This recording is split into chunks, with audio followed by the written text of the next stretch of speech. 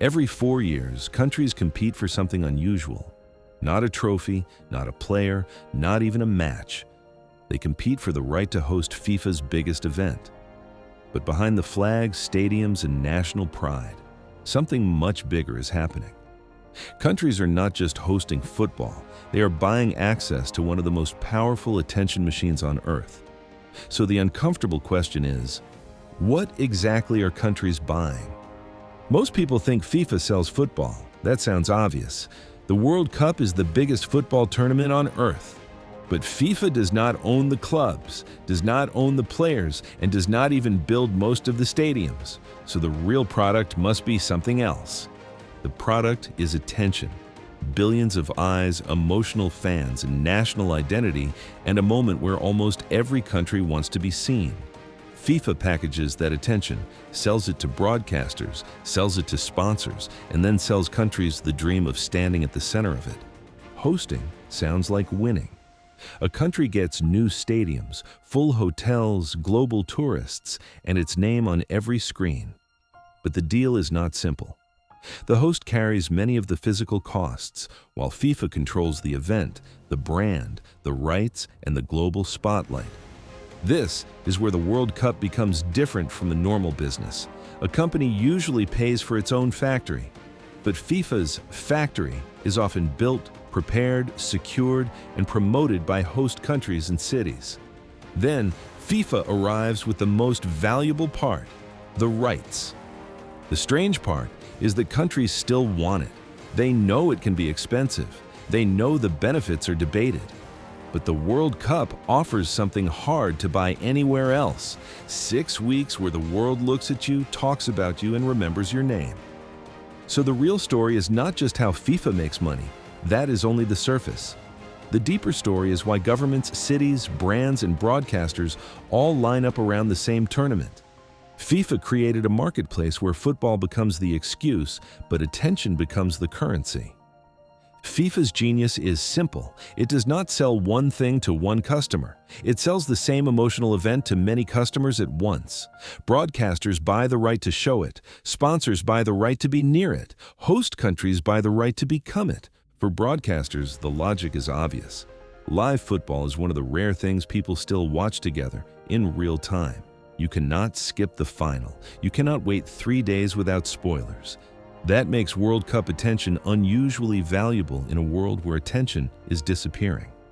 For sponsors, FIFA offers emotional proximity. A normal ad says, "Look at us." A World Cup sponsor says, "Remember us when your country scores." That is much stronger. Brands do not only buy visibility, they buy a place inside the fan's memory. But host countries buy something even more emotional. They buy a national mirror. For a few weeks, they can show the world their airports, cities, culture, stadiums, security, and ambition. The World Cup becomes a giant advertisement, except the advertisement is the country itself. This is why the title matters. FIFA does not simply choose hosts. FIFA creates customers. A country pays with infrastructure, security, politics, and public attention. In return, it receives a temporary stage. And once that stage is built, FIFA can sell every angle of it. The bigger the tournament becomes, the more powerful this machine gets. The 2026 World Cup expanded to 48 teams and 104 matches. That means more countries involved, more stories to sell, more games to broadcast, and more cities pulled into FIFA's orbit. More matches do not just mean more football, they mean more hotel nights, more ticket categories, more hospitality packages, more ad slots, more social clips, and more moments for brands to attach themselves to emotion. Scale turns football into inventory. And this is where host cities become part of the product. A match is not only 90 minutes, it is airport arrivals, fan zones, security plans, restaurants, hotels, transport, and images of happy crowds. The city becomes the packaging around FIFA's content. That packaging matters because the World Cup is watched as much as it is visited.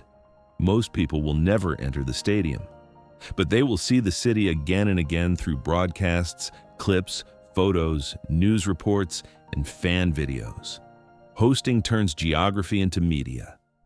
So when a country hosts, it is not only renting stadium time, it is buying a place in the global conversation. For some governments, that can be worth more than ticket profits.